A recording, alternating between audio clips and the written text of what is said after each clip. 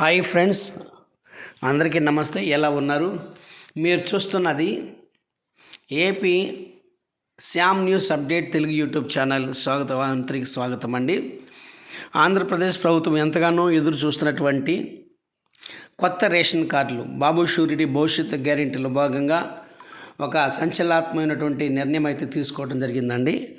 ఈ నెల డిసెంబర్ 2 నుంచి 28వ తారీఖు వరకు ఈ నెలంతా గ్రామ వార్డు సచివాలయాలలో నూతన రేషన్ కార్డులకు దారాఖాస్తులు తీసుకోబోతున్నారండి. ఎవరు దారాఖాస్తు చేయాలంటే ఖచ్చితంగా ఆంధ్రప్రదేశ్ స్థానికులై ఉండాలి, వాళ్ళకి ఖచ్చితంగా ఆధార్ కార్డు ఉండాలి.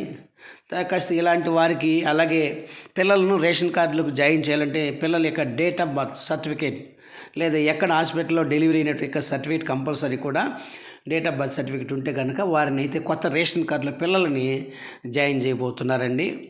రెండవదిగా బాబు షూరిటీ భవిష్యత్తు గ్యారెంటీలో భాగంగా ఆధార్ కార్డు కంపల్సరీ ఉంటే మాత్రమే రేషన్ కార్డులో జాయిన్ చేయబోతున్నారండి. రెండవదిగా ఎవరైనా వివాహం అయ్యుండి ఒకవేళ తల్లిదండ్రుల యొక్క రేషన్ కార్డులో లేదా కొత్త రేషన్ కార్డు ద్వారా అప్లై చేసుకోవాలంటే మ్యారేజ్ సర్టిఫికేట్ అయితే కంపల్సరీ ఉండాలి. లేదా వివాహ పత్రిక, పెళ్లి చేసుకున్నటువంటి వివాహ పత్రిక కూటమి ప్రభుత్వ అధికారులకు వచ్చిన తర్వాత మొదటి కొత్త రేషన్ కార్డులు చేయబోతుంటే ప్రభుత్వం అండి.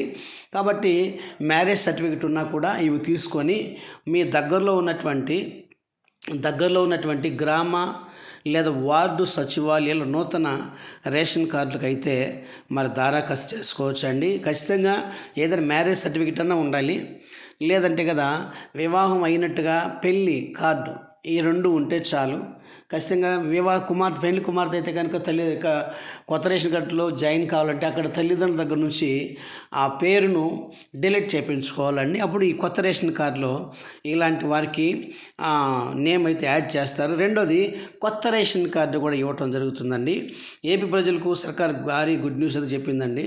అధికారం చేపట్టిన తర్వాత ప్రస్తుతం ఉన్నటువంటి రేషన్ కార్డులో మార్పులు చేర్పులు ఇతర సర్వీసులు కూడా అవకాశం కల్పించనుందండి. డిసెంబర్ 2 నుంచి 28వ తారీఖు వరకు కూడా గ్రామ వార్డు సచివాలయాల్లో సంబంధించినటువంటి దారాఖాస్తులు అయితే చేసుకోవచ్చు. అయితే మార్పులు చేసిన కొత్త కార్డులన్నింటినీ సంక్రాంతి కానుకగా కొత్త రేషన్ కార్డులను లబ్ధిదారులకు అందించే విధంగా ప్లాన్ అయితే చేసింది.